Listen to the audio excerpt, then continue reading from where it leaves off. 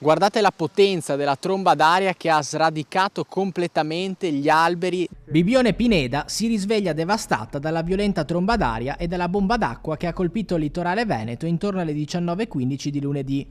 Strade trasformate in veri e propri corsi d'acqua e decine di alberi caduti, sradicati al suolo, con le radici sollevate dal vento. Hanno danneggiato anche le condutture idriche, lasciando alcune seconde case senza acqua.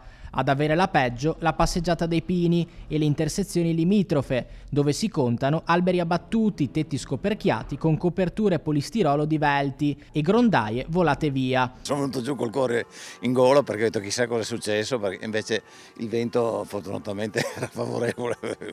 Alberi che nella maggior parte dei casi hanno solo sfiorato le abitazioni, ma tra l'intersezione con via dei Gelsomini 2 sono caduti contro una palazzina. Posti auto completamente distrutti e recinzioni sradicate dal suolo. Ad avere la peggio anche l'hotel Hiki, dove un vortice di vento è entrato all'interno della struttura, distruggendo la veranda, trascinando via tavolini e sedie, rompendo alcuni vetri per poi uscire da una porta sul retro. Danni anche in via delle Primule e nelle aree vicine, con auto distrutte dalla caduta di alberi e decine di piante sradicate, 2 delle quali sono finite sopra la piscina di un residence.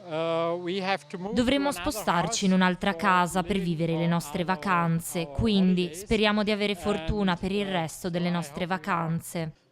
Case sfiorate dagli alberi e vigili del fuoco insieme ad alcune ditte specializzate al lavoro senza sosta per ripristinare le aree il prima possibile in vista della stagione estiva. Noi siamo di Milano, abbiamo una casa, mi ero proposto di venire una volta a vedere Bibione d'inverno, onestamente avrei sperato di vederlo in un'altra occasione. Sono caduti 2 tronchi, 2 pini, 2 su 3, dall'interno del giardino verso l'esterno, hanno sfiorato per forse una spanna il tetto. Infatti il tetto è perfetto, grazie a Dio, però il resto c'è la strada chiusa, vediamo.